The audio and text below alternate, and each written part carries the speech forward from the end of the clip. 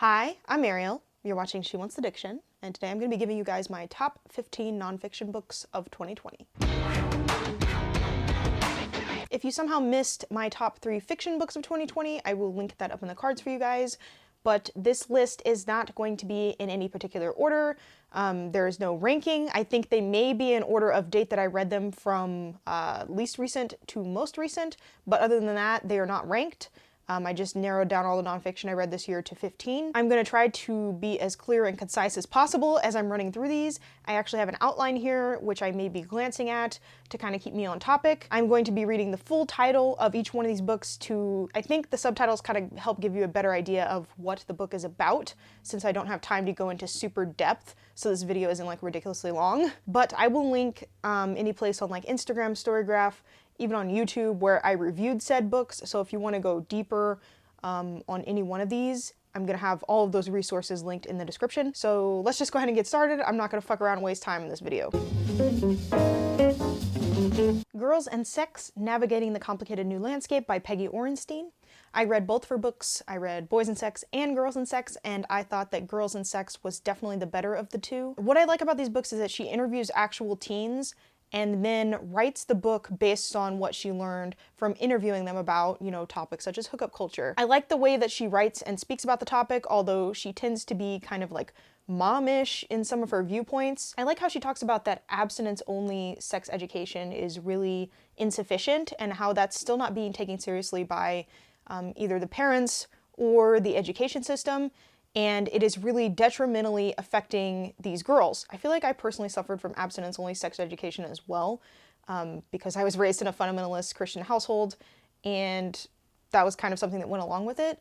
And so obviously I feel really, really strongly that sex education is something that's very, very necessary. I think these books have a great overarching message that hopefully can reach a lot of parents that read them.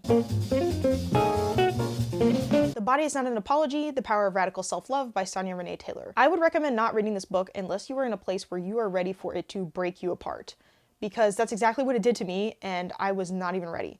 This book will dive into and heal your childhood trauma surrounding your body and your body image and force you to evaluate where all these messages about your body really came from, when they started, what the origins of them were. I like that it is written from a place of authenticity, as Sonya herself is a fat black queer woman. It really hits different when it's not a white woman who is slightly overweight, maybe preaching these messages of self-love at you, because I feel like that tends to be what the majority of fat influencers are that we see on like social media and stuff. But yeah, this book inspired me to do a whole video on discrimination that I experience because of my body type, because of the race that I am. I have a specific body type that's curvy and gets fetishized and sexualized, and I get discriminated against at work because of it. So I will link that up in the cards if you're interested, because I went much more into depth. Sister Outsider, Essays and Speeches by Audre Lorde. This book is definitely a classic for a reason. And I have an interesting relationship with this book just because I read it for the first time this year and I read it straight through. And then recently I've been dipping kind of in and out of it, and I feel like I'm liking it a lot more the second time around. So I definitely think this is one of those books that's really gonna grow on you and is more of a slow burn. I feel like this should be required reading for Black women and white feminists everywhere.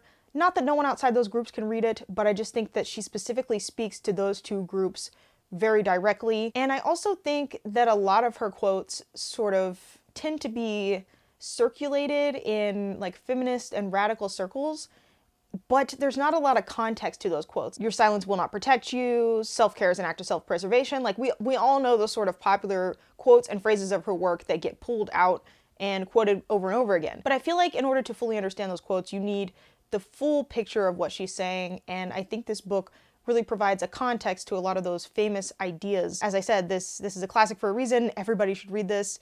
At least that's my opinion of it.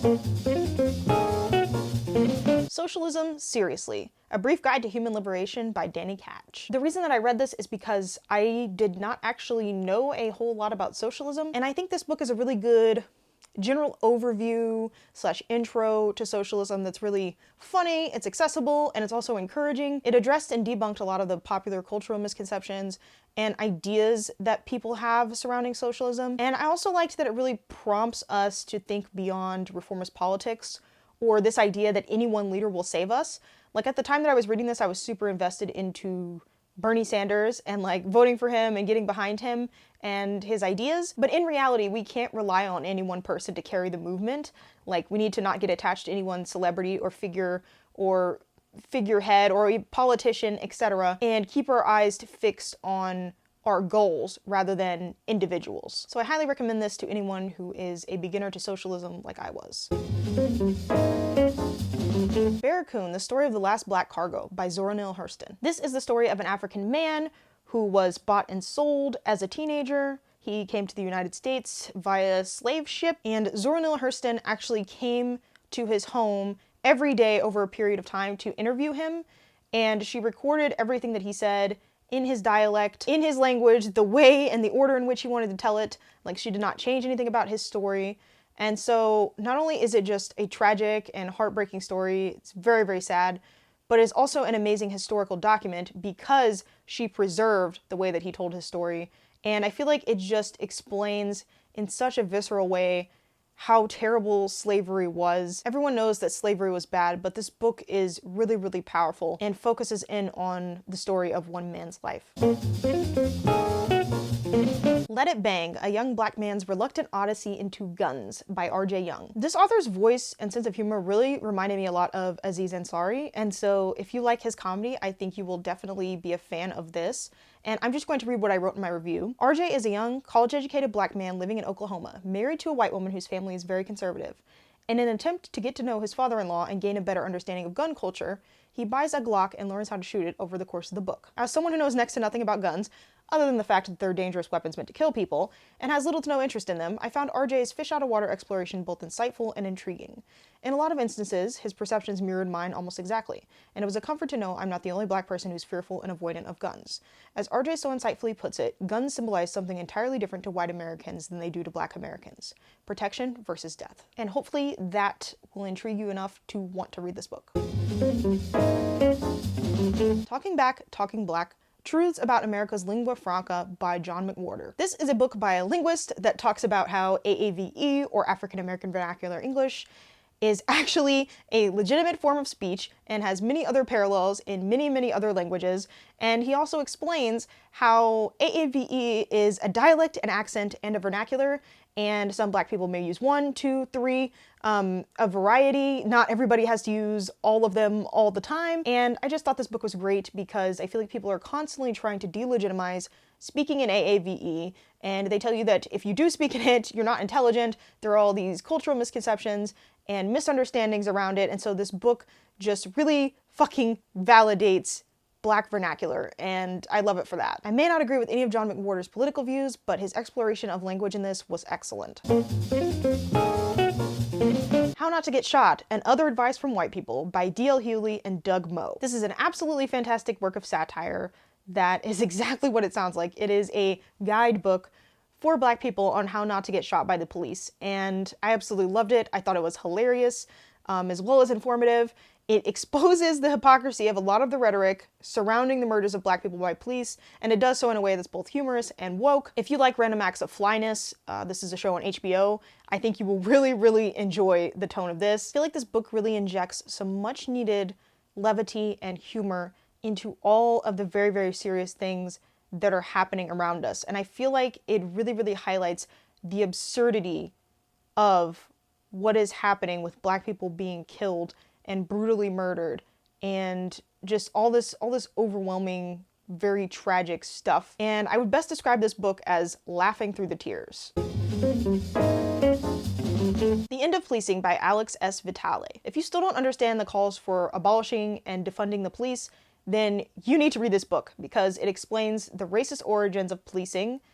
They were originally used as slave patrols, and it also explains alternatives to policing. It had some sections that I thought were absolutely brilliant on the criminalization of homelessness and the criminalization of sex work.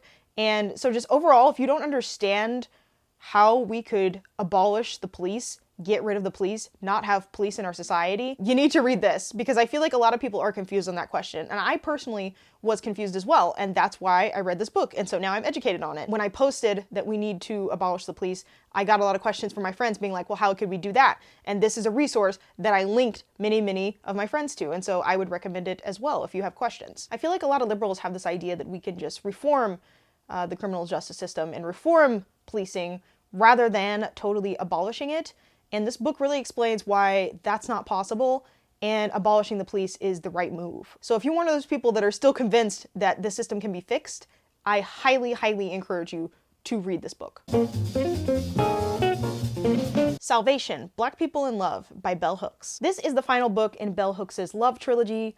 I read all 3 of those books last year, and this was definitely my favorite of the 3. I think this book just had a really strong personal impact for me, and I think a lot of the things that she said were very directly relevant to my life, and are also going to be directly relevant to a lot of the Black community at large. This book, in part, inspired me to write a blog post about Black exceptionalism and the very huge and harmful effect that it had on my life.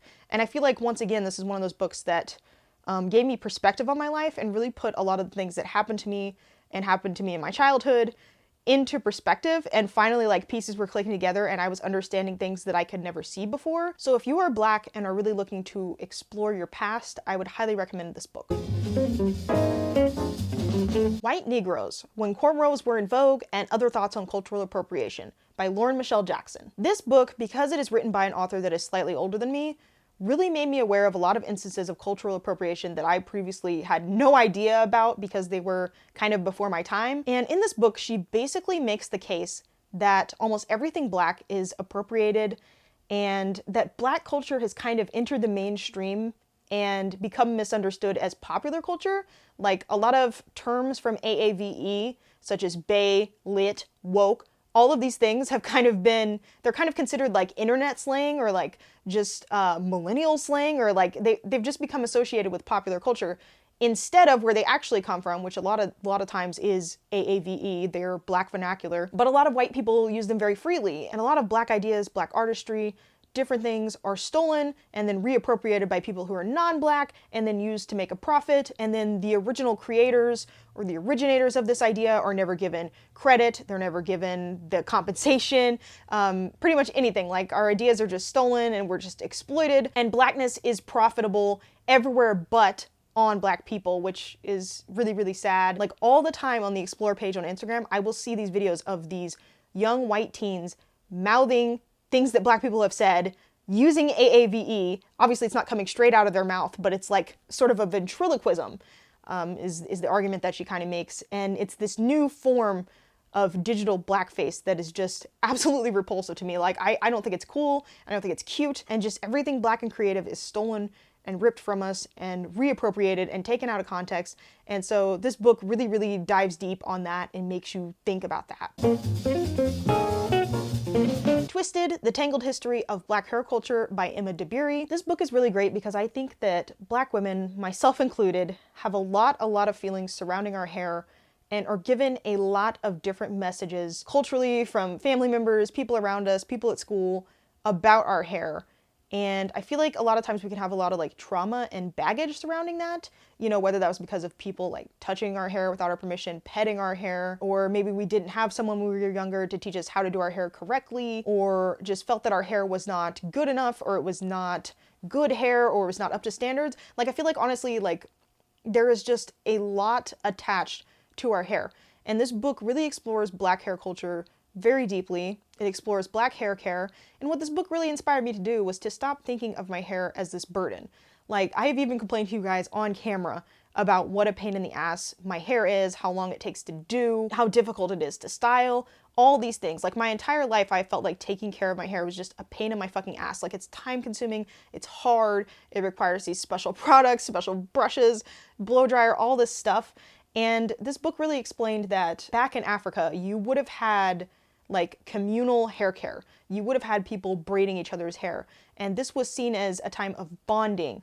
Like it was not a burden. You took care of each other. It also talks about the mathematics of braiding, sort of like the science behind it, and how our hair could actually have been used to like encode messages and was like an early form of coding. And this book was just fascinating. It really made me reevaluate and really want to change the way that I think about hair care. And so having it reframed and contextualized for me in the original context really made me realize the reason that I see my hair as such a stressful thing is because I don't have help with it. It has instead become something that I have to do entirely myself. That was just so brilliant to learn and so brilliant to have that reframed for me. And I'm going to try to stop speaking of my hair in these terms as if it is a burden rather than a blessing. Disability Visability, First-Person Stories from the 21st Century, edited by Alice Wong. This is an anthology of a bunch of different essays written by a bunch of people with different disabilities. It contains a variety of different perspectives. It is super accessible, and I just think it is great for anyone who is new to disability justice like I was. I had absolutely no background in disability studies or disability justice, but I was able to read this book and came away with an understanding of just how prevalent ableism is everywhere in our society. So I think anyone who is able-bodied definitely needs to read this fucking book and realize just how messed up our society is. Because I think even within like activist circles, marginalized groups, disability justice is one thing that gets super, super overlooked, even though it's one of the biggest marginalizations. I think it was like maybe 1 in 3 people have a disability. It's one of the biggest marginalizations, but it still gets overlooked and neglected. And I think that's something we as able-bodied people need to be better about moving forward. The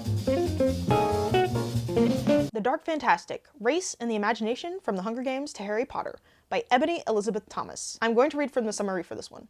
Grounded in her experiences as a YA novelist, fanfiction writer, and scholar of education, Thomas considers 4 black girl protagonists from some of the most popular stories of the early 21st century. Analyzing their narratives and audience reactions to them reveals how these characters mirror the violence against black and brown people in our own world. This was an incredibly detailed and insightful critical analysis of a lot of popular black characters in media. She clearly breaks down this cycle that she calls the Black Fantastic that black characters fall victim to time and time again, and I think this is absolutely a necessary read for anyone who considers themselves a fan of speculative fiction. So I'm talking science fiction, fantasy, horror, and I found this absolutely insightful just on a personal level as someone who's always kind of been a fan of science fiction and fantasy adjacent things. Just because it's so rare to see a fully fledged black character anywhere, much less in sci-fi, and this kind of explains a lot of the tropes and cycles that happen to these characters when they do exist, time and time again.